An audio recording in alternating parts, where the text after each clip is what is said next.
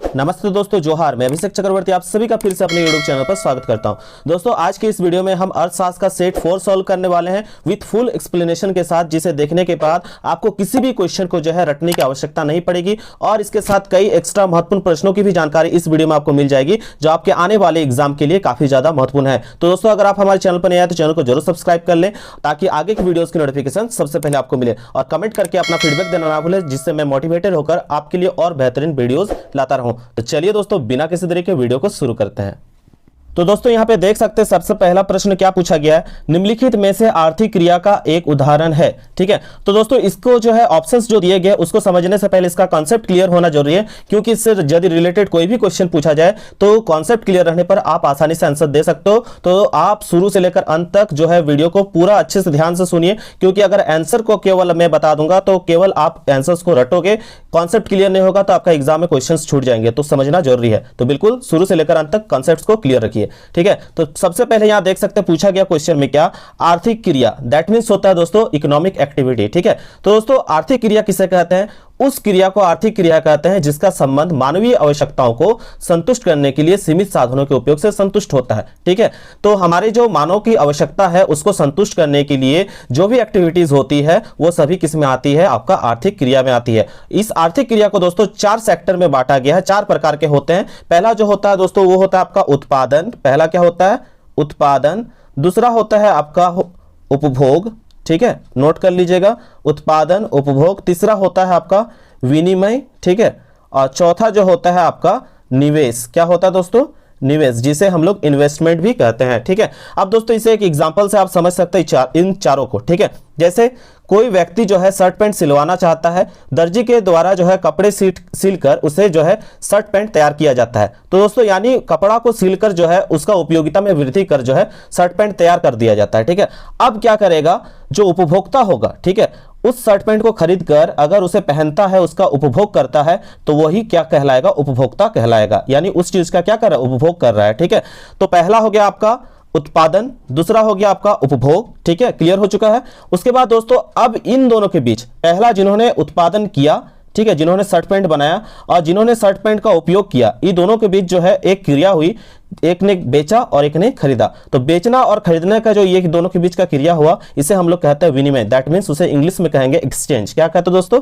Exchange. ठीक है, अब जो इन एक्टिविटीज को जो है वो क्या करेगा, आगे चल के उसे एक जगह जो आगे निवेश करेगा। ठीक है, तो उसको क्या कहते हैं दोस्तों, इन्वेस्टमेंट कहते हैं। क्या कहते हैं उसे हम लोग, इन्वेस्टमेंट कहते हैं। मैं इस पर अलग से सेपरेट वीडियो बना दूंगा। ठीक है, काफी ज्यादा ब्रॉड ये चीज समझने वाला टॉपिक है, तो इसके लिए मैं अलग से एक सेपरेट वीडियो बनाऊंगा। लेकिन हालांकि जो है आपका यहाँ बेसिक कॉन्सेप्ट क्लियर होना जरूरी है, तो इसलिए मैंने इसे बता दिया एग्जाम्पल के थ्रू से। ठीक है, तो दोस्तों आपको पता चल चुका होगा कि इकोनॉमिक एक्टिविटीज को 4 सेक्टर में हम लोगों ने यहाँ पे बात किया, उत्पादन, प्रोडक्शन, उपभोग यानी हो गया कंजम्पशन, तीसरा हो गया आपका विनिमय जिसे हम एक्सचेंज कहते हैं, और चौथा हो गया आपका निवेश। ठीक है, तो अगर इन चारों में से कोई भी ऑप्शन हमको देखने को मिले ऑप्शंस में से, तो वो यहाँ पे करेक्ट होगा। तो दोस्तों यहाँ पे आप देख सकते हैं साफ साफ, जो यहाँ पे मिस्त्री की शादी में शामिल होना, ये बोला गया आर्थिक क्रिया, क्या चारों में से है, ये नहीं है। ठीक है, दान देना ये आपका इकोनॉमिक एक्टिविटी में है, नहीं है। पूजा करना ये इकोनॉमिक एक्टिविटी है, नहीं है। लेकिन अभी हम लोगों ने पढ़ा उत्पादन, उपभोग, विनिमय और निवेश। ठीक है, तो यहां पे आप देख सकते हैं वस्तुओं का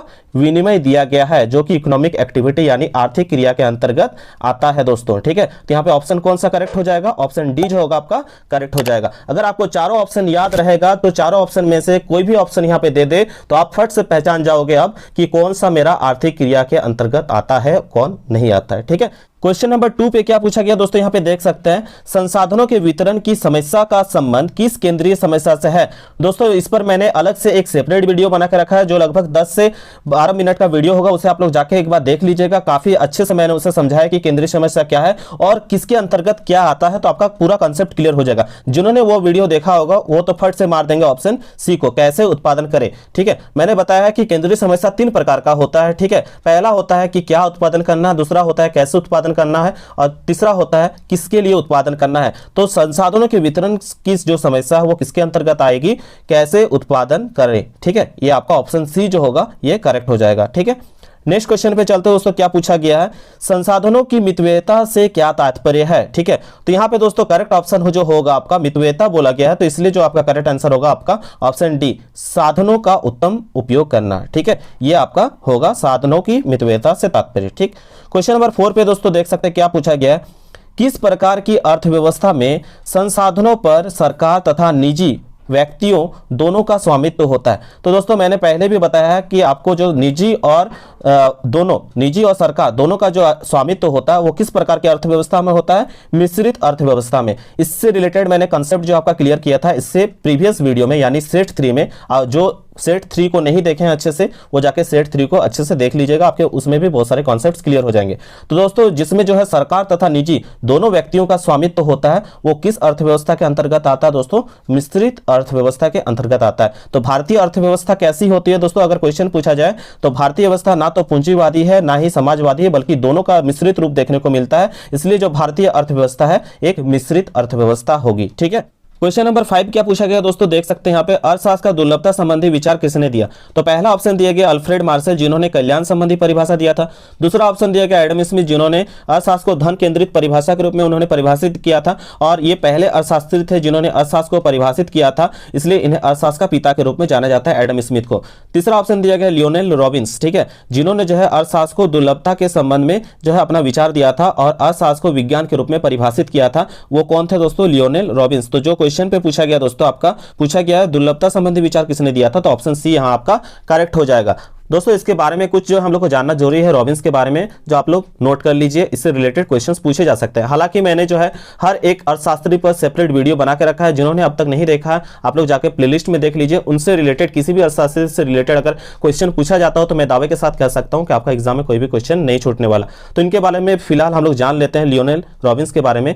ये जो अर्थशास्त्री है जिन्होंने अर्थशास्त्र को दुर्लभता के विज्ञान के रूप में परिभाषित किया था, इनका जन्म जो 1898 में जो है इंग्लैंड में हुआ था, और उनकी पुस्तक जो है an inquiry on the nature and significance of economic science जो है वो प्रकाशित हुआ था, जिससे उन्होंने तीन स्टेटमेंट जिससे पता चलता है कि मानव की जो आवश्यकताएं वो क्या है, असीमित है। दूसरा उन्होंने बताया क्या कि आवश्यकताओं की तुलना में जो हमारे पास संसाधन है वो क्या है, सीमित है, और साधनों का क्या है, वैकल्पिक प्रयोग संभव है। जैसे अगर किसी व्यक्ति को कोई चीज चाहिए होगा एक गांव में, एक गांव का अगर हम जरूरत की बात करें तो एक गांव में हमको चाहिए एक अच्छा स्कूल और एक अस्पताल, लेकिन मेरे पास जो जमीन होगा दोस्तों वो तो मेरे पास जमीन एक ही है, ठीक है, हमारी आवश्यकताएं असीमित है लेकिन हमारे पास संसाधन क्या है, सीमित है, जमीन क्या है, एक ही है। या तो मैं यहाँ तो स्कूल बना सकता हूँ या मैं यहाँ पे हॉस्पिटल खोल सकता हूँ, ठीक है। तो हमको वहाँ पे बेस्ट को चॉइस करना है, ठीक है।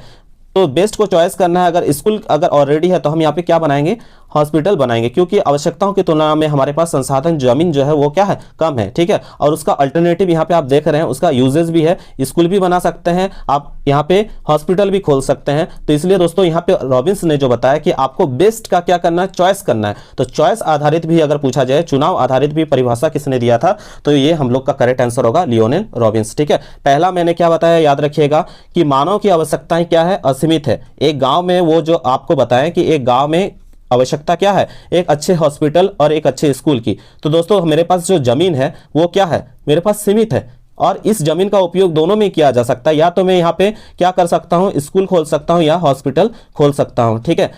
तो दोस्तों यहाँ पे उसका वैकल्पिक प्रयोग भी हो रहा है। तो हमको इन सब में से बेस्ट को चुनना है कि अभी गांव के लिए तत्काल क्या जरूरी है, एक स्कूल खोलना जरूरी है या एक अस्पताल बनाना जरूरी है। तो हमको इसमें से चॉइस करना पड़ेगा कि कौन सा मेरे लिए तत्काल जरूरी है। तो अर्थशास्त्र को चयन के विज्ञान के रूप में भी जो है किन्होंने बताया था, आपका लियोनेल रॉबिन्स ने ही बताया था, ठीक है। चलिए आगे क्वेश्चन को देख लेते हैं, क्या पूछा गया क्वेश्चन नंबर 6 पे। क्वेश्चन नंबर 6 पे पूछा गया उपभोक्ता कौन है। तो उपभोक्ता कौन है दोस्तों, तो यहाँ पे आपका ऑप्शन जो है डी करेक्ट हो जाएगा। प्रीवियस मॉडल पेपर में भी मैंने बताया था और सेट 3 में भी मैंने बताया कि उपभोक्ता कौन होता है दोस्तों, जो अपनी आवश्यकताओं की पूर्ति के लिए वस्तुओं और सेवाओं का क्या करता है, उपयोग करता है, ठीक है। इसको आप लोग इस तरह से भी बोल सकते हैं, उपभोक्ता वह आर्थिक एजेंट होता है जो उपभोग की क्रिया द्वारा अपनी किसी आवश्यकता विशेष की संतुष्टि प्राप्त करता है, उपभोक्ता कहलाता है, ठीक है। चलिए नेक्स्ट क्वेश्चन को देख लेते हैं, क्या पूछा गया है। मांग का नियम लागू होने के क्या कारण है। तो मांग का नियम लागू होने के जो है आप यहाँ पे जितने भी ऑप्शंस देख रहे हैं वो सभी करेक्ट है। सीमांत उपयोगिता का ह्रास नियम, आय प्रभाव जो है धनात्मक होना चाहिए, अगर किसी का इनकम ही नहीं होगा तो वो कभी भी सामान नहीं खरीद पाएगा, ठीक है। तो आय प्रभाव भी होना चाहिए और प्रतिस्थापन प्रभाव भी होना चाहिए। तो ये तीनों ऑप्शन जो है यहाँ पे आपका मांग के नियम के लागू होने के कारण है, तो इसलिए ऑप्शन डी जो होगा यहाँ पे करेक्ट हो जाएगा, ठीक है। प्रीवियस मॉडल पेपर में मैंने इसे सेपरेटली मांग के नियम को बताया, आप लोग जाके प्लीज उसे देख लीजिएगा, ठीक है। चलिए नेक्स्ट क्वेश्चन को देखते हैं। क्वेश्चन नंबर 8 पे क्या पूछा गया, यदि एक वस्तु की कीमत कम होने से वस्तु पर उपभोक्ता का व्यय अधिक होता है, क्या हो जाता है, अधिक हो जाता है, तो मांग की कीमत लोच होगी क्या, ठीक है। तो इसे समझना जरूरी है, ठीक है। ऐसे इसका ऑप्शन बी करेक्ट होगा, मैं यहाँ पे डायरेक्ट भी बता सकता हूँ, लेकिन आप लोगों का कॉन्सेप्ट क्लियर होना जरूरी है, ठीक है। क्या बोला गया इसे समझिए, ठीक है। एक वस्तु की कीमत कम होने से, ठीक है, मान लीजिए कोई वस्तु है, ठीक, कोई वस्तु है जिसका जो है पहले कीमत कितना था, आपका पहले जो कीमत था वो 5 रुपए था, कितना था, 5 रुपए, ठीक। अब उसका कीमत को हम कितना कर दे रहे हैं, 4 रुपए। जब वस्तु का 5 रुपए कीमत था तो आप जो है उस वस्तु का कितना क्वांटिटी खरीदते थे, कितना सामान आप खरीद लेते थे, आप 10 वस्तु खरीद लेते थे, ठीक है। लेकिन जैसे प्राइस जो है 1 रुपया थोड़ा सा खाली कम हुआ तो आप जो है वस्तु का कितना हो क्या उपभोग करने लगे, 15, ठीक है। तो 1 खाली रुपए कम करने से आप इतना ज्यादा आप जो है क्या करने लगे, सामान खरीदने लगे, ठीक है। तो दोस्तों याद रखिएगा, इसका मतलब क्या होता है कि जब किसी वस्तु की कीमत में परिवर्तन के फलस्वरूप उसकी मांग में क्या होता है, अधिक अनुपातिक परिवर्तन होता है। देख रहे कितना ज्यादा अनुपात में परिवर्तन हो रहा है, ठीक है। तो इसे हम लोग क्या कहते हैं, इकाई से अधिक लोचदार, क्या कहते हैं दोस्तों, याद रखिएगा, इकाई से अधिक लोचदार मांग कहते हैं, यानी इलास्टिक और more than unit elastic demand कहते हैं, ठीक है। इसे आप लोग फिगर के थ्रू से भी समझ सकते हैं, जैसे मैंने अभी बताया कि ये आपका एक ग्राफ है, ठीक है। यहां हो गया आपका y अक्ष, इधर हो गया आपका x अक्ष, ठीक है। मैंने क्या बताया, यहां आपका, यहां जो लिख रहे हैं ये हो गया आपका कीमत और यहां हो गया आपका मात्रा, ठीक है। तो पहले जो मैंने क्या बताया कि कीमत कितना था, पहला कीमत था कितना, 5 रुपए, ठीक है। तो आप वस्तु का कितना इकाई खरीदते थे, आप वस्तु का खरीदते थे 10, कितना इकाई खरीदते थे दोस्तों, 10, ठीक है। जैसे ही मैंने प्राइस जो है कम कर दिया, कितना कम कर दिया, 4 रुपए, ठीक है। तो 4 रुपए कम करने से आपने क्या किया, वस्तु का 10 की जगह आप कितना खरीदने लगे हैं, 15, कितना खरीदने लगे, 15 इकाई। तो कीमत में हल्का सा खाली परिवर्तन किए, ठीक है। तो क्या हो गया, मांग में जो है अत्यधिक अनुपात में वृद्धि हुआ, ठीक है। डेल्टा क्यू जो है आपका काफी ज्यादा बढ़ गया। तो दोस्तों इसे हम क्या कहेंगे, इसे हम कहेंगे इकाई से अधिक लोचदार मांग, ठीक है। यानी ई जो होगा ग्रेटर देन क्या होगा, 1, ठीक है। यानी दोस्तों यहाँ पे आपका करेक्ट ऑप्शन क्या हो जाएगा, 1 से अधिक, ऑप्शन बी जो होगा आपका दोस्तों क्या हो जाएगा, यहाँ पे आपका करेक्ट हो जाएगा, ठीक है। दोस्तों इसका जो है मैंने ग्राफ के साथ आपको एक्सप्लेन कर दिया ताकि आपको आगे प्रॉब्लम ना हो। और दोस्तों मैं इस पर अलग से सेपरेट वीडियो भी बनाने वाला हूँ, क्योंकि इससे ज्यादा क्वेश्चन आपका एग्जाम में पूछे जा रहे हैं, तो इस पर जो है मुझे एक अलग से सेपरेट वीडियो बनाना पड़ेगा। तो वेट कीजिएगा, जिनको चाहिए होगा नीचे कमेंट करके जरूर बताइएगा, ठीक है। और वीडियो को ज्यादा से ज्यादा शेयर कीजिएगा, क्योंकि लंबा वीडियो होने से बहुत कम स्टूडेंट जो है आपका इस वीडियो को देखते हैं, तो प्लीज उन्हें कहिएगा कि कंसेप्ट क्लियर रखें और वीडियो को पूरा कंप्लीट देखें, ठीक है। दोस्तों यहाँ पे देख सकते हैं क्वेश्चन नंबर 9 पे क्या पूछा गया है, यदि एक वस्तु की मांग रेखा कीमत अक्ष y अक्ष के समांतर खींची जाए तो इसका तात्पर्य है कि उस वस्तु की मांग की कीमत लोच का मान है, पूछा गया है, ठीक है। तो दोस्तों यहाँ पे सबसे पहले बोला गया कि कीमत अक्ष जो मानना है वो आपको मानना है y अक्ष को, ये आपको रिप्रेजेंट करेगा प्राइस को, कीमत को, ठीक है। और उसके समांतर किसको खींचना है आपको, मांग रेखा। तो मांग को इंग्लिश में क्या कहते हैं दोस्तों, डिमांड, ठीक है। तो इसके समांतर हम लोग को खींचना है डिमांड, ठीक है। डिमांड का पहला अक्षर डी होता है, ठीक। तो पूछा गया है इस प्रकार के जो होगा आपका, तो कीमत की लोच का मान क्या होगा। तो दोस्तों ऐसे सिचुएशन में जो होता है कीमत की लोच जो होता है वो बराबर होता है, ईडी बराबर किसके बराबर होता है, 0 के बराबर होता है, ठीक है। यानी जो मांग होगा वो पूर्णतः बेलोचदार मांग कहलाएगा, ठीक है। परफेक्टली इन इलास्टिक डिमांड कहलाएगा। जब किसी वस्तु की कीमत में परिवर्तन के फलस्वरूप उसकी मांग में कोई परिवर्तन नहीं होता है तो ऐसी मांग को जो है पूर्णतः बेलोचदार मांग कहते हैं। जैसे एक एग्जाम्पल के थ्रू से हम लोग समझ सकते हैं, ठीक है। जैसे मान लिया किसी वस्तु की कीमत 10 रुपए से क्या हो जाता है, मान लीजिए ये आपका कीमत अक्ष है, ठीक है। तो यहाँ पे हम मान लेते हैं कोई वस्तु जो है आपका पहले कितना था, 10 रुपए, कितना था दोस्तों, 10 रुपए, ठीक है। उसके बाद दोस्तों क्या होता है, उसका कीमत हम बढ़ा देते हैं, कितना, 19 रुपए, क्या बढ़ा देते हैं, 19 रुपए। तो पहले 10 रुपए था तो हम कितना खरीदते थे उसका, 100 इकाई, कितना खरीदते थे दोस्तों, 100 मात्रा खरीदते थे। अब जैसे हम लोगों ने क्या कर दिया, रेट को बढ़ा दिया, फिर तो रेट बढ़ाने से क्या होता, मांग कम हो जाता, लेकिन क्या यहाँ पे मांग कम हुआ, 10 रुपए था तो भी 100 इकाई मेरा बेचा जाता था।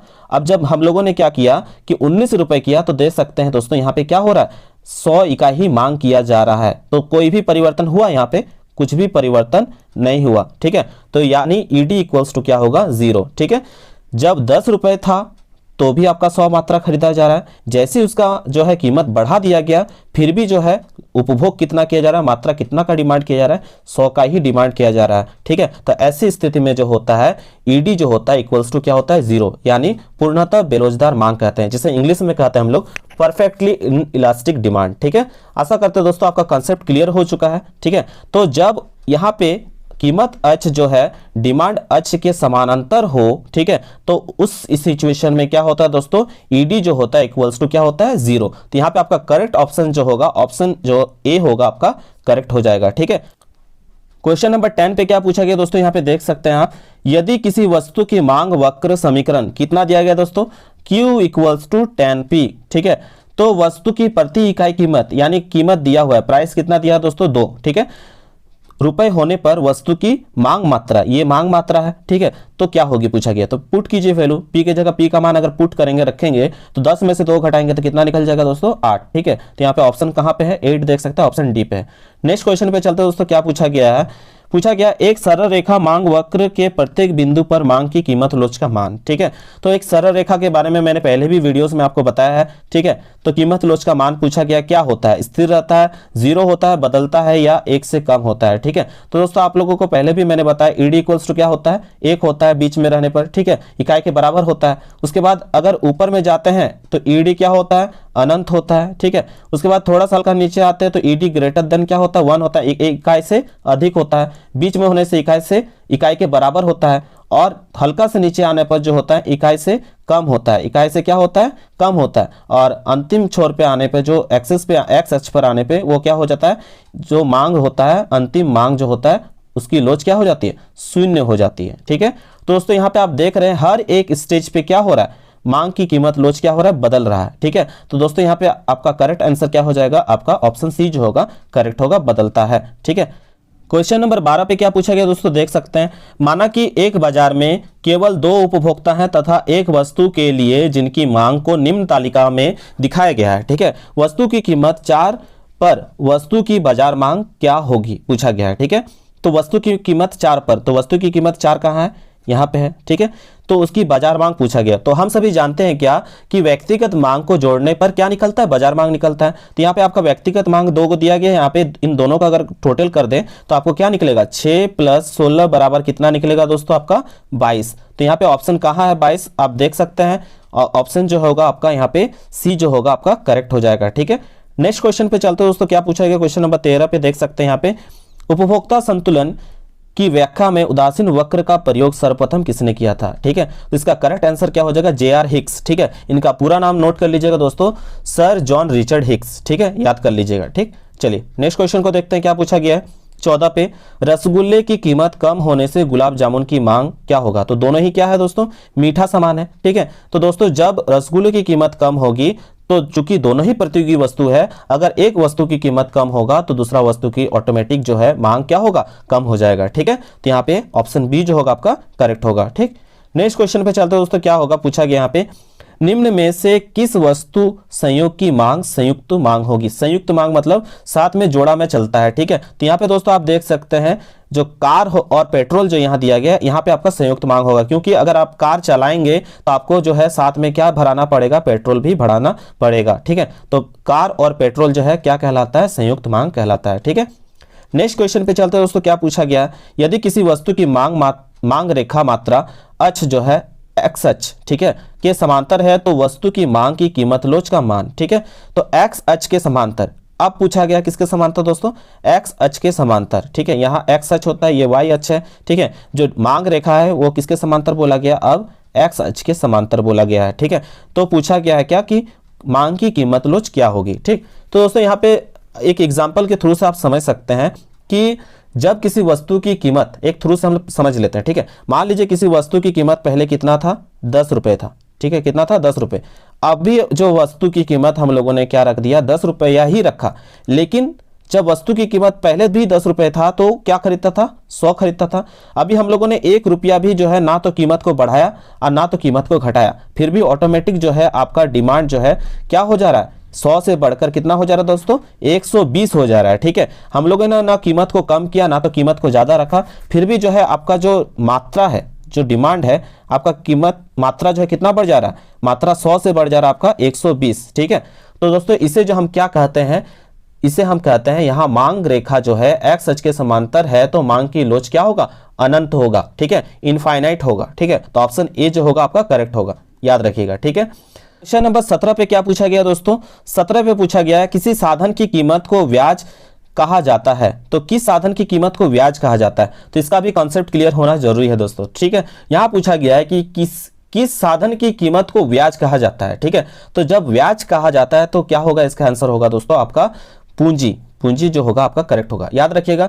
पूंजी जो होगा, पूंजी इससे जो है उत्पादन के साधन जो है आपका जो चार पांच प्रकार के उत्पादन के साधन होते हैं, तो जो पहला होता है वो पूंजी। पूंजी जो है इससे क्या मिलता है, हमें ब्याज मिलता है। भूमि जो है इससे हमें क्या मिलता है, लगान मिलेगा। श्रम जो है इससे हमें क्या मिलेगा, मजदूरी मिलेगा। ठीक है, और जो प्रबंधन है इससे हमें क्या मिलेगा, वेतन मिलेगा। ठीक है, और इन सभी का जो है इन्हें हमेशा धनात्मक प्रतिफल ही मिलता है। इन सभी से हमको क्या मिलता है, पॉजिटिव प्रतिफल ही मिलता है। जबकि आपका हो गया साहसी हो गया, उद्यमी हो गया, मालिक हो गया, इन सभी से जो है आपका इन्हें प्रॉफिट भी हो सकता है, इन्हें लॉस भी हो सकता है, लाभ भी हो सकता है और हानि भी हो सकता है। इसलिए इनका जो है धनात्मक और ऋणात्मक दोनों ही प्रतिफल हमें देखने को मिलता है। ठीक है, किस किस में दोस्तों, साहसी बोले, उद्यमी बोले या मालिक बोले, इन्हें या तो प्रॉफिट भी हो सकता है या लॉस भी हो सकता है, लाभ भी हो सकता है, हानि भी हो सकता है। ठीक है, तो इसमें धनात्मक और ऋणात्मक दोनों ही प्रतिफल देखने को मिलते हैं। तो यहां पूछा गया हम लोग क्वेश्चन में कि पूंजी, तो यहां पे करेक्ट आंसर क्या हो जाएगा, पूंजी का संबंध होता है किससे, पूंजी से जो हमें क्या मिलता है, ब्याज मिलेगा। तो यहां पे आपका ऑप्शन बी जो होगा करेक्ट हो जाएगा। ठीक है, क्वेश्चन नंबर 18 पे क्या पूछा गया दोस्तों, देख सकते हैं 18 पे पूछा गया है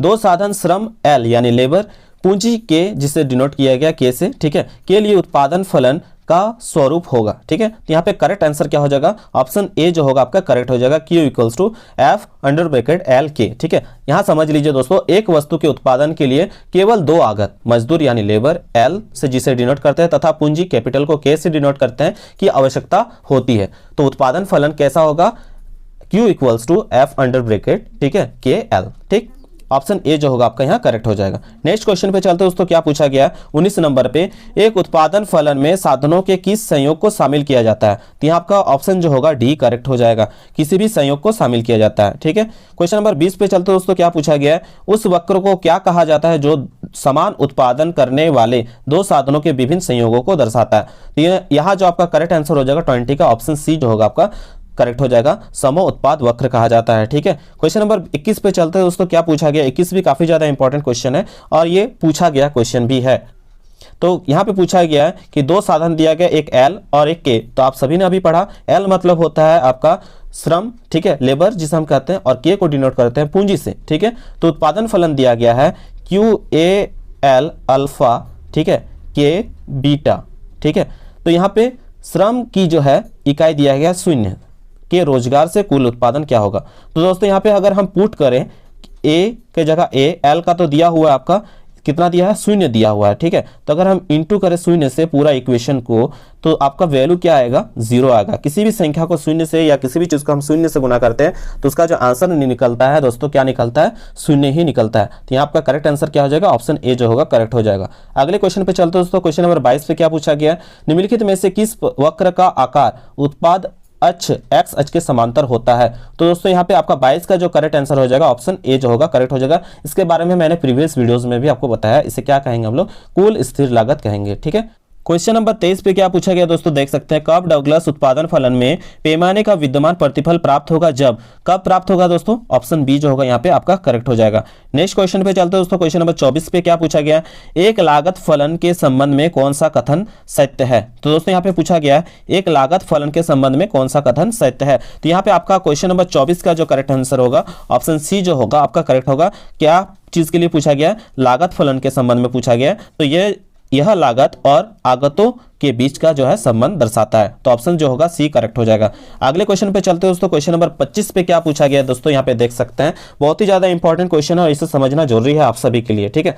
एक उत्पादक को दो साधनों श्रम को लेबर्स एल से सूचित किया है और पूंजी को किससे किया है, के से। तीन भिन्न संयोगों दिया हुआ है, ठीक है। पहला दिया है एक्स का दिया हुआ है वैल्यू और एल का के वाई का दिया हुआ है और जेड का दिया है, ठीक है। से किसी वस्तु की 40 इकाई का उत्पादन कर सकता है, यह मानते हुए कि श्रम और पूंजी पर उसे प्राप्त इकाई लागत क्रमशः 2 रुपये 3 रुपये है, तो वह उत्पादन के लिए किस साधन संयोग का चयन करेगा। तो जिस पर कम लागत आएगा उसी का हम लोग क्या करेंगे, सिलेक्ट करेंगे। तो दोस्तों अगर आप इसका वैल्यू अगर निकाल लेंगे, तो जैसे x का अगर हम वैल्यू निकालना चाहे तो यहाँ पे l कितना दिया है दोस्तों, l जो दिया है x का 6 दिया है और उसको कितना से गुना करने दिया है, पूंजी के लिए जो दिया है आपको और श्रम के लिए, तो श्रम के लिए दिया है आपका 2 रुपये, तो श्रम का जो वैल्यू दिया उससे गुना करेंगे, ठीक है। और यहाँ पे दिया हुआ है क्या आपका पूंजी का वैल्यू कितना दिया है 3। तो यहाँ पे दोस्तों देख सकते हैं x के लिए k का वैल्यू कितना दिया 3, उसको कितना से गुणा करना है, कितना रुपए से, 3 से, ठीक है। तो यहाँ 6 दूनी 12 और 3 तिया 9, ठीक है। तो कितना हो जा रहा है, 12 और 9 का ऐड करेंगे तो कितना आएगा आपका 21, ठीक है। उसी तरह से दोस्तों y के लिए निकाल लेते हैं हम लोग। y का l का वैल्यू कितना है 4, ठीक है। कितना रुपए l के लिए खर्चा करना है 2, ठीक है, इंटू 2, ठीक।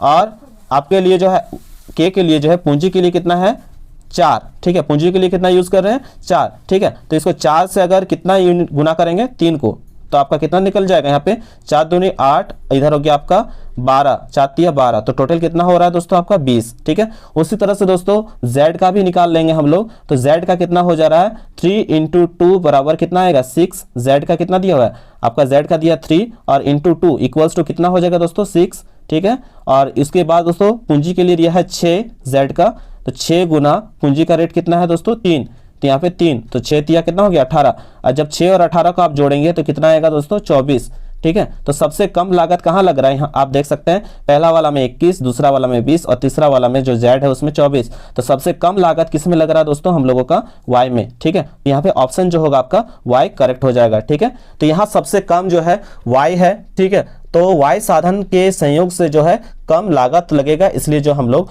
उत्पादन के लिए y साधन संयोग का क्या करेंगे, चयन करेंगे, ठीक है। ये स्टार कर लीजिए कि ये क्वेश्चन आपको एग्जाम में पूछा जा सकता है, ठीक है। क्वेश्चन नंबर 26 क्या पूछा है दोस्तों, देख सकते हैं। अल्पकाल में एक उत्पादक को 50 रुपए की लागत का वहन करना ही पड़ता है, चाहे वह उत्पादन ना करे, तथा वस्तु की 10 इकाई उत्पादन करने के परिवर्तनशील साधन 60 रुपए खर्च करना होता है। तो निकालने बोला गया औसत कुल लागत, ठीक है। तो आपको टोटल कॉस्ट जो निकालना है यहाँ पे, ठीक है, एटीसी आपको निकालना है, औसत कुल लागत एवरेज टोटल कॉस्ट निकालने बोला गया है, ठीक है। दिया हुआ है क्या आपका दिया हुआ है टीएफसी और टीवीसी, ठीक है। तो दोस्तों एटीसी का फॉर्मूला के अंतर्गत आपका टीसी बाय क्यू आता है, तो पहले आपको टीसी निकालना जरूरी है। तो दोस्तों यहाँ पे टीसी का फॉर्मूला क्या होता है, टीएफसी प्लस टीवीसी।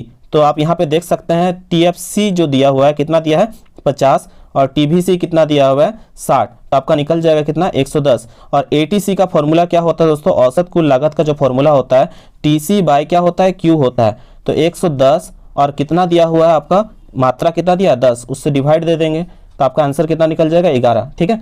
तो यहाँ पे ऑप्शन कहाँ है दोस्तों 11, ऑप्शन सी जो होगा आपका करेक्ट हो जाएगा। नेक्स्ट क्वेश्चन पे चलते हैं दोस्तों। क्वेश्चन नंबर 27 पे क्या पूछा गया, 27 पे पूछा गया एक पूर्ण प्रतियोगिता बाजार में सभी फर्मों किस प्रकार की वस्तु का उत्पादन करती है। तो सभी फर्म जो है किस प्रकार के वस्तु का उत्पादन करती है, समरूप वस्तुओं का उत्पादन करती है, ठीक है। अगले क्वेश्चन पे चलते हैं दोस्तों। क्वेश्चन नंबर 28 पे क्या पूछा गया दोस्तों, देख सकते हैं। पूछा गया एक पूर्ण प्रतियोगिता बाजार में कीमत स्वीकारक कौन होता है, ठीक है। तो यहाँ पे आपका करेक्ट हो जाएगा ऑप्शन ए, केवल आपका विक्रेता, ठीक है। नेक्स्ट क्वेश्चन पे चलते हैं दोस्तों। पूछा गया क्या देख सकते हैं, एक पूर्ण प्रतियोगी फार्म के लिए कुल आगम वक्र का आकार कैसा होता है। तो यहाँ आपका ऑप्शन बी जो होगा करेक्ट हो जाएगा, धनात्मक ढाल वाली एक सरल रेखा। मैंने पिछले वीडियोज में भी आपको बताया है, ठीक है, आप लोग देख लीजिएगा। अगर वीडियो पसंद आ रहा है तो अपने दोस्तों के साथ ज़्यादा से ज़्यादा शेयर कीजिएगा। क्वेश्चन नंबर 30 पे पूछा गया क्या, यदि किसी वस्तु की कीमत में 4% की कमी करने से उसकी पूर्ति की मात्रा में कितना हो रहा है दोस्तों वृद्धि, 5% की वृद्धि हो तो पूर्ति पूछा गया क्या होगा, ठीक है। तो ईएस निकालने के लिए बोला गया, तो मात्रा बाय क्या होता है कीमत, ठीक है। मात्रा में परिवर्तन बटा कीमत में परिवर्तन, तो मात्रा में कितना परिवर्तन हो रहा है 5% का और कीमत में 4 का। तो आप इसको निकालिएगा, वैल्यू क्या निकल जाएगा 1.25, ठीक है। तो यहाँ आप देख सकते हैं क्या है, इकाई से अधिक है, एक से क्या है अधिक है, यानी इकाई से अधिक है। तो दोस्तों ऐसे सिचुएशन में बोला जाता है सापेक्षिक लोचदार। तो ऑप्शन जो होगा आपका सापेक्षिक लोचदार, आप देख सकते हैं कहाँ पे लिखा गया, ऑप्शन सी पे। तो ये आपका करेक्ट हो जाएगा। चलिए आगे क्वेश्चन को देख लेते हैं। 31 पे क्या पूछा गया, यदि दीर्घकाल में एक पूर्ण प्रतियोगी फर्म के लिए वस्तु की कीमत औसत लागत से कम है, ठीक है, औसत लागत से कम है, तो फार्म वस्तु की कितनी इकाई उत्पादन करेगा। तो यहाँ आपका ऑप्शन जो होगा डी जो होगा करेक्ट हो जाएगा। उत्पादन निर्धारण नहीं हो सकता ऐसे सिचुएशन में, ठीक है।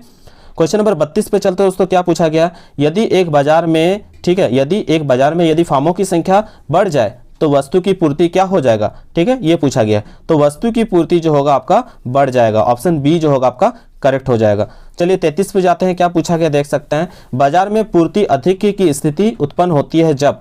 तो ऑप्शन जो होगा यहाँ पे आपका डी जो होगा करेक्ट हो जाएगा, वस्तु की मांग की तुलना में पूर्ति अधिक हो।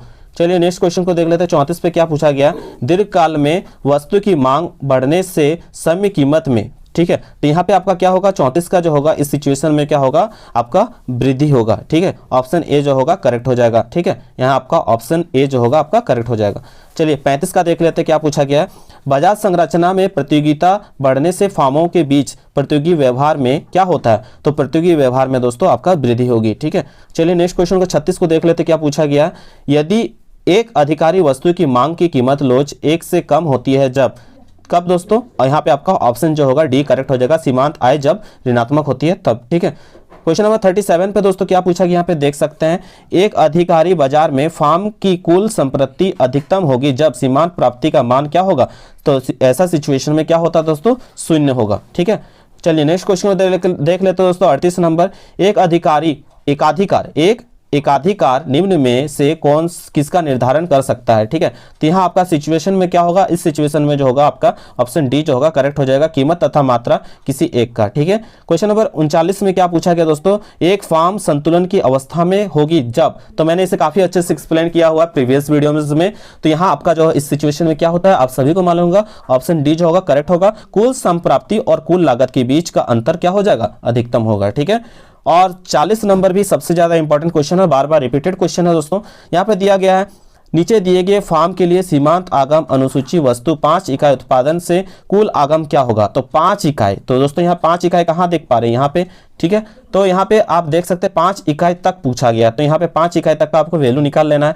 10 + 8 + 6 + 4 + 2, तो टोटल कितना निकल जाएगा आपका 30, ठीक है। तो यहाँ पे आपका करेक्ट आंसर क्या होगा दोस्तों, ऑप्शन सी जो होगा करेक्ट होगा। कुल आगम का मतलब आप जानते हैं दोस्तों कि एक फार्म द्वारा किसी वस्तु की विशेष मात्रा को बेचने से जो राशि प्राप्त होती है उसे क्या कहते हैं हम लोग, कुल आगम, टोटल रेवेन्यू कहते हैं, ठीक है दोस्तों। इस तरह से जो हम लोगों ने अभी अर्थशास्त्र का सेट 4 भी कंप्लीट कर लिया है, और आशा करते हैं कि आप लोगों ने अपना कमेंट करके फीडबैक दिया होगा और वीडियो को ज़्यादा से ज़्यादा अपने दोस्तों के साथ शेयर भी किया होगा।